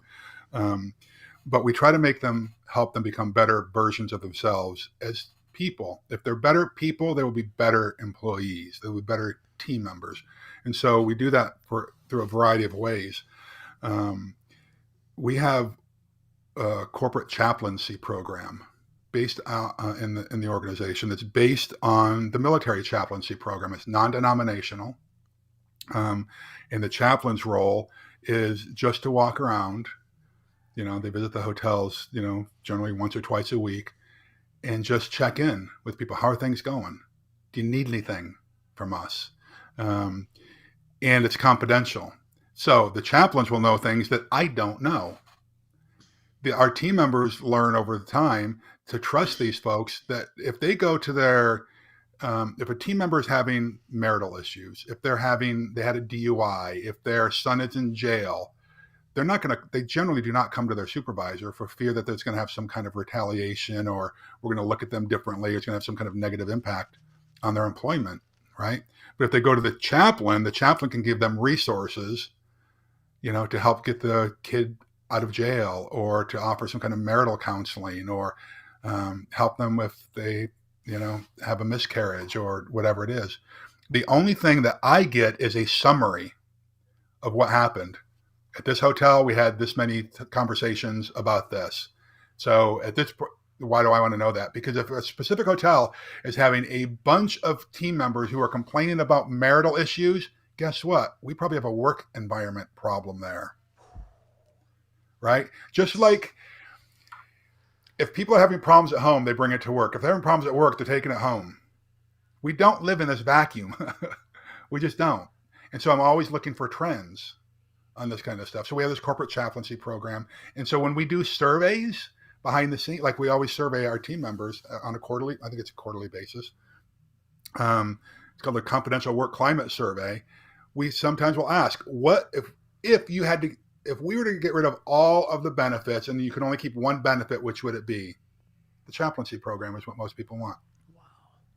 That's the value that they see in this darn thing, right? So that's pretty interesting. What they don't see is me walking through the hotels or walking through the home office when there's no one there and praying. Oh gosh, I'm gonna get emotional. And praying over each of the work stations of people, because I know that most of these people could go work anywhere, but they're choosing to come work with us. I owe them something, so they don't see that. They don't see the struggles that these team members have behind the scenes. Some of these people are going through divorces. They're having mental issues. They're losing children, and they're still there at work trying to serve you as the customer, as the guest. We have lost so much respect for the service community. It breaks my flippin' heart. One of the things I do when we're hiring managers is I try to go out and have a meal with them in public. Now, why do I do that? Because I want to see the way they treat the service staff. If they treat the service staff with disdain and ugliness, I don't want them on our team. Wow. I just don't.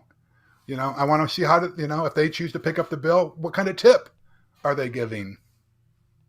Right?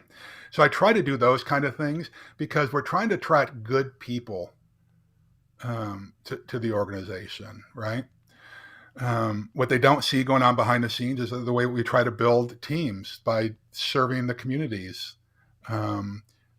Like when before the pandemic, we would, I forget what day, I think it was the first Friday of every month, we would stop what we're doing at noon and stop and make sack lunches for the homeless and for Orange Thorpe place here that for an after school program for teenagers.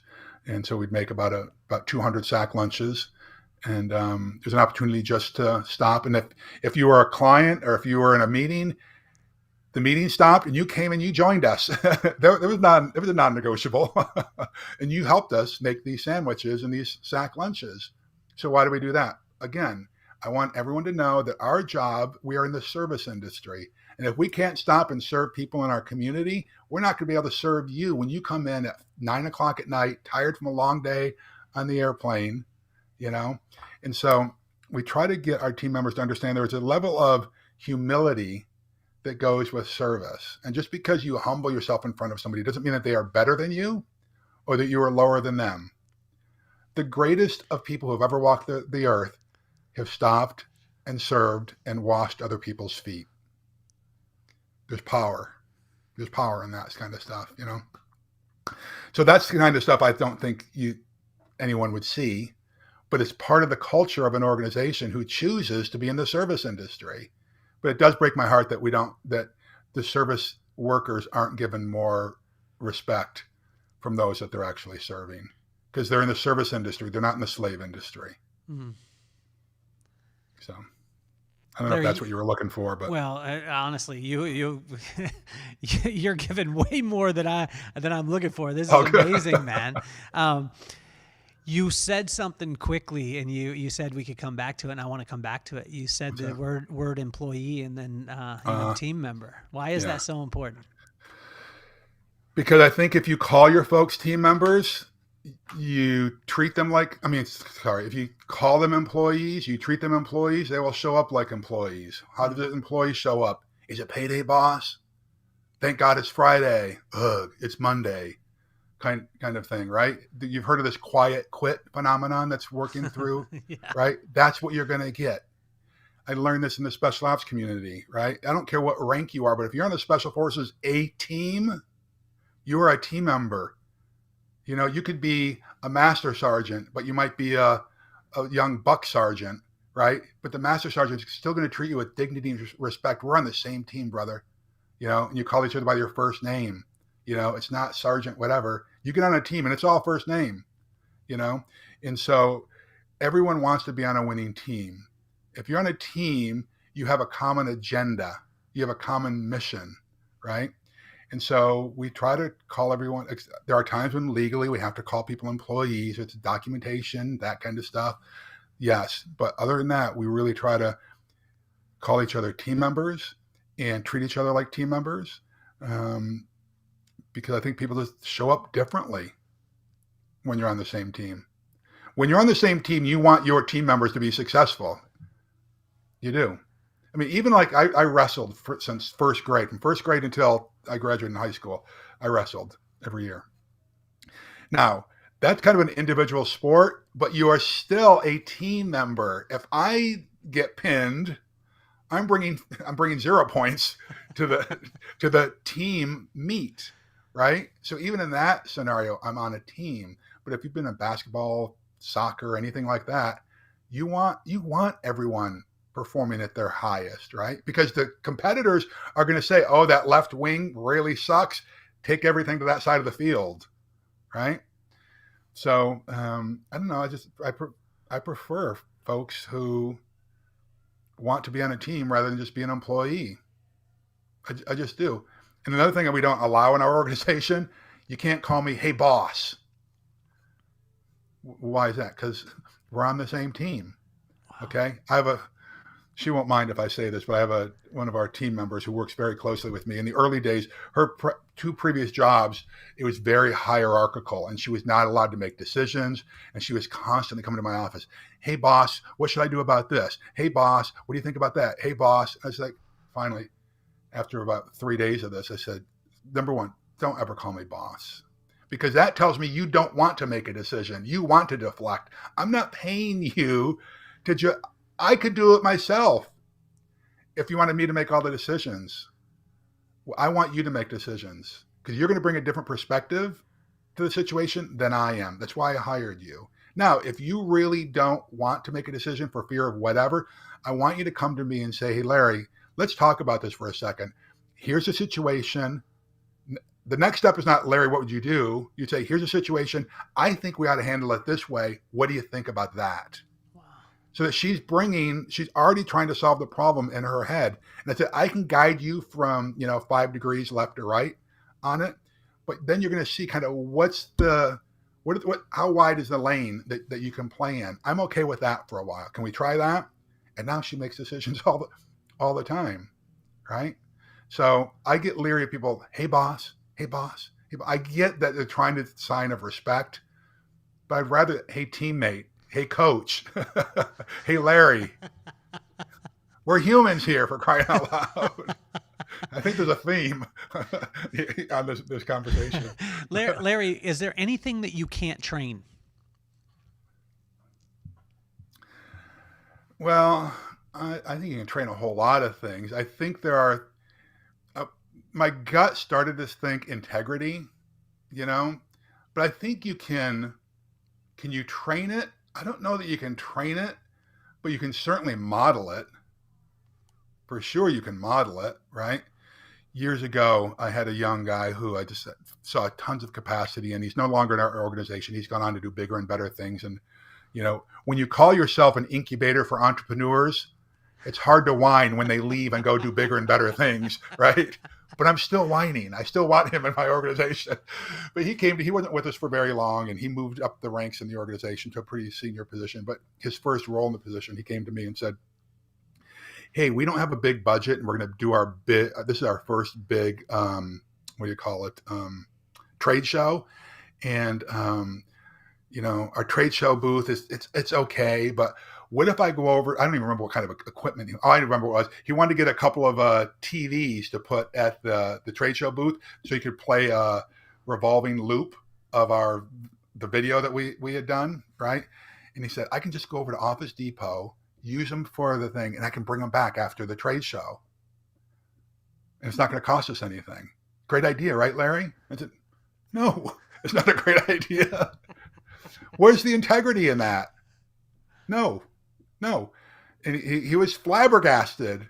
That's it. So I did describe to him where the integrity lapse was in that, right? And so I said, if it's that important to you, here's my credit card. Let's go get them. But we are not going to use someone else's equipment under the guise that we're buying them and then return them. That's like going to Nordstrom, getting a dress or a suit for a big event you're going to, not taking the tags off, and then afterwards you turn the sweaty suit back into Nordstrom. I know people who do that. That doesn't make it right. Right. But by me modeling that little thing to this team member, he got it. Right. But if you don't have it in you where you want to live a life of integrity, you're not going to live a life of integrity. Yeah. So there are probably other things, but that's the kind of thing that comes to mind. I can model integrity. I don't know that I can train integrity. I don't know. I'm open to a conversation about that. I'd have to think about that a little bit more. So Larry, what do you think? Well, I think that one person said to me that you could lead a horse to water, but you can't make him drink. And he was like, but you can add salt to their diet. and I thought it was amazing because I think that, in coaching people or in that, spending time with people or leading people, I'm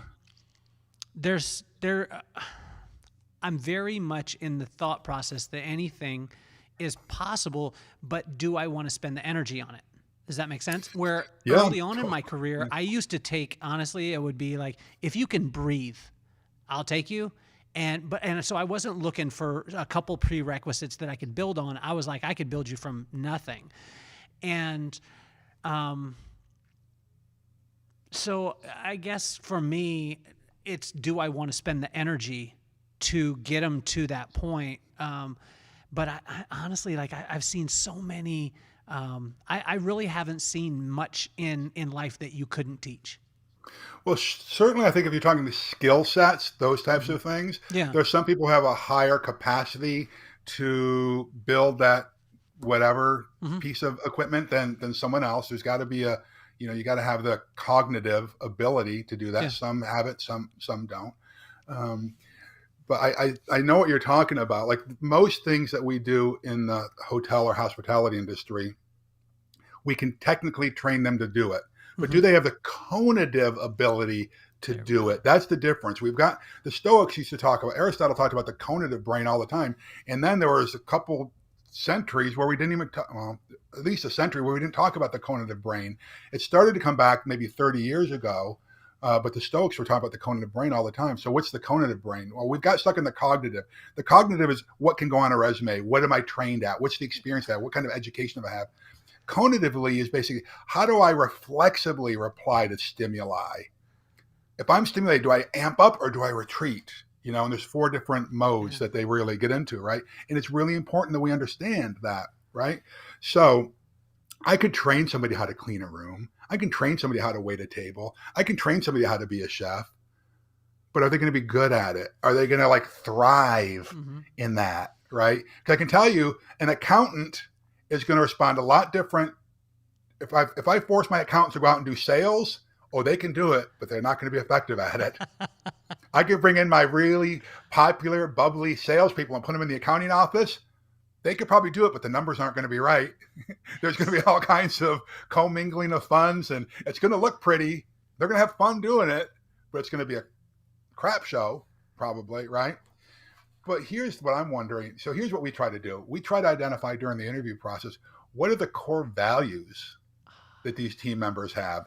Because if we can get in alignment with their core values, at least most of them correspond with our core values, then we're on to something here. Okay. They're more likely to stick around if we share the same core values. And then what we do is we administer, for most people that we bring into the organization, if you're a supervisor or above, you take the Colby A Index, which measures the cognitive brain, and the Clifton Strengths assessments. Okay. And then we bring you into the organization. I don't need a bunch of people built like me. That's the last thing you want. People who hire mini-me's, we're going to have all the same problems, right? Like I could share with you a bunch of my weaknesses, but that means I'm going to have a huge hole in my organization. We want to have complementary strengths throughout the organization, right? But if we all share the same core values, boy, and then you get people working in their strengths, what you see is positivity in the organization goes up, which means productivity is going to follow right after that, right? So with studies, Success Magazine did a study, I think it was 2013, if I remember it correctly. You could have the best CRMs, the best calendaring systems, the best systems, and you see incremental stuff. But then when you add in positive work environment, you see this hockey stick of productivity. Okay. So the biggest thing you can do to increase productivity in your organization, which by the way, increased productivity equals increased cash flow. You want that, right? Is to have a positive work environment. Wow. Because you can grind people down constantly and be a micromanager and it's my way or the highway, and you can be the leader who steals other people's ideas. But that won't last for long. People will get burned out. They'll leave. It's just not a good way to do it. So positivity is the way to go. But get people who share the same core values. Get positivity by getting people working in their strengths. Wow. Where were you when I first started as an entrepreneur? This would have circumvented Struggling right along with you. That's what I'm saying, Larry. Like, that's why I'm going to be your friend for the rest of your life. Like, I'm going to force you. I'm going to be knocking on the door. I'll be like, I found you. You're going to be moving. Your kids are going to be like, Dad, why'd you move? Because I'm trying to not have Kelly come to my door all the time. So Larry, I think one of the coolest things about you is your laugh, man. It engulfs. Oh, really? Like when the first time when we spoke, like when we were there in Orange County, at a crazy experience too, by the way. The Raven Drum Foundation, who is a sponsor of the podcast, a big shout out to them. And 12 drummers drumming. I don't know if you got to see have you seen the documentary yet? I have, yeah. Okay, phenomenal, amazing. Yep. But when we were there, like this laugh, it almost frees everyone around you. Oh. But you wouldn't think that coming from, if I was to list out Green Beret A-Team, I was to list out CEO, founder, I was to list out speaker and author and all these things, I wouldn't be like, well, damn, like one of the things that I'm going to walk away with is this belly laugh that is just what causes that and what brings that and what brings that joy in your life? Freedom. I haven't always had it. I remember the first time I was able to actually laugh like that. Yeah. Freedom is what brings it, and courage to just let it all hang out. I used to be so guarded, like everything. I was not even the real me. So you'd mentioned the speaker thing. Here's a quick example of, I was on the speaker circuit, speaking at hospitality conferences and those types of things. And I didn't have the confidence of who I was. I was always trying to copy someone else. And I saw someone else speaking style. And I thought, well, that's how I need to be, because I didn't believe in myself. Who the hell are you, Larry, to go up there? You didn't graduate college. You barely graduated high school. You failed at this, you failed at that. You got all these secrets in your life. You live on the dark side. You're stealing Percocet and Vicodin from people, all those kind of things going on in my head. But on the outside, I wanted to look just so, right? So remember there was this guy who he'd read his speeches and he put a punch into every sentence and he had it all worked out and he wore his suit just right. And I was trying to copy this guy and it just didn't feel right. And so I worked at this summer camp when I was a kid, and they'd called me, and I was living in San Francisco at the time, starting to get kind of a name for myself nationally. And so it was, I think, the 75th anniversary maybe for the scout camp. And so they wanted me to come back and do the keynote address at this thing. Right.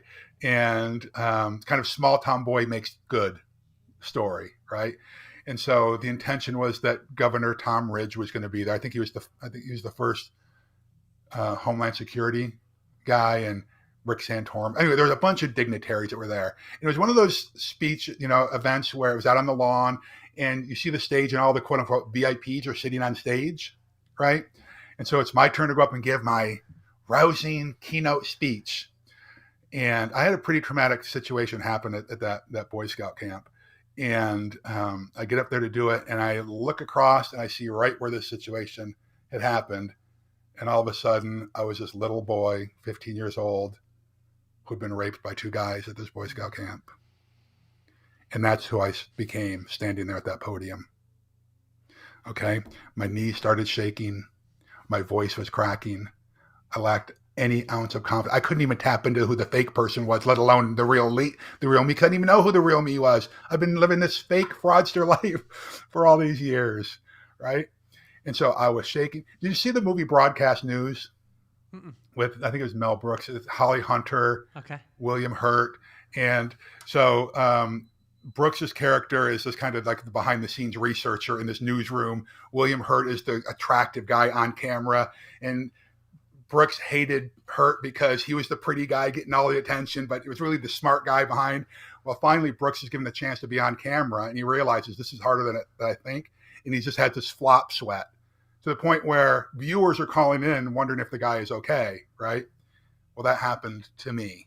So it was going so poorly. I think I was supposed to talk for 35 minutes. It was like halfway through, and I just cut it short and said, I'm done. And I went over and sat next to the guy that I grew up with, who was the one who called me to come be at this event, to speak at this event. And I sit down and I just shake my head, and I looked over at him, and I could tell he was pissed. And I said, I'm really sorry about that. And he was, by the way, he was a Catholic priest at the time. And he looks over at me and says, are you okay? Like that. Are you okay? Not like he even cared. Are you okay? And I said, yeah. And he said, well, good. I was about to call an ambulance. I thought you were having a heart attack up there. That's how bad it was. Okay. So I go from there, Kelly. That was on a Saturday. On Monday, we were having a leadership summit for my company in San Francisco. And I was supposed to be doing more like the opening talk on this. And there were like 40 or 50 managers, most of them who were reported to me. And I go and I say, what's going through my head? The little gremlin we were talking about earlier. Who the hell do you think you are? You just bombed in front of all these people. You're going to bomb again. You suck. Who do you think you are? Kind of thing. And sure enough, I get up there and the same thing happened in front of all my team members who report to me. You think that's going to undermine my credibility? So I went to my assistant. Her name was Katie. And I said, Katie, I don't know what you need to do, but you need to get me 30 talks in 30 days. 30 talks in 30 days. Wow. Right? And so why did I do that? Well, because I knew that if I was going to do 30 talks in 30 days, I couldn't prepare for them. I was just going to have to show up and just do it. I told her, I don't care if I'm speaking to a Girl Scout troop. I don't care if I'm speaking at a men's prayer breakfast. I don't care if you have me at a chamber conference or a corporate event. Get me 30 talks in 30 days. And wouldn't you know it, she did it. Now, there were some days where I didn't have any talks, but I can think of a couple of Fridays where I did 3 talks in one day. I did a breakfast talk, I did a noon talk, and I would do like an evening reception for somebody. Sometimes there were 5 people and sometimes there were 150 people. Right? What it forced me to do is to find my own voice, to be the real me, to have fun, and I felt a freedom for that. And I remember the first time laughing on stage during this process and people laughing with me instead of being this serious. I must be taken seriously all the time. I must be considered the successful person. Like, who the hell cares? Are you real? Who are you really? Who are you? People long for that, Kelly. They just want to know, who are you? And thank goodness, for good or evil, for better or worse, people are recognizing they want to do business with people. people doing business with people. Isn't that a great place to be? It's like almost come full circle. You used to know the grocer. You used to know the butcher. You used to know the mechanic.